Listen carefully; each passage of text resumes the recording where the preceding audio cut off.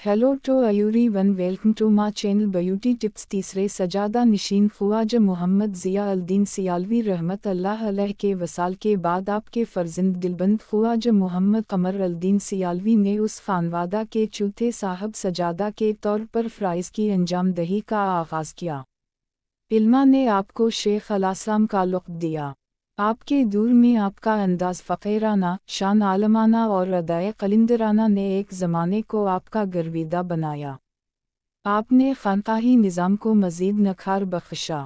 कौमी और मिली ख़िदमत, इल्मा और अदबी तरजीहात और आपका अपना इल्मा मकाम व मर्तबा शहरत के बामआरूज पर रहा। तहरीक पाकिस्तान में आपका किरदार ताबनाक रहा।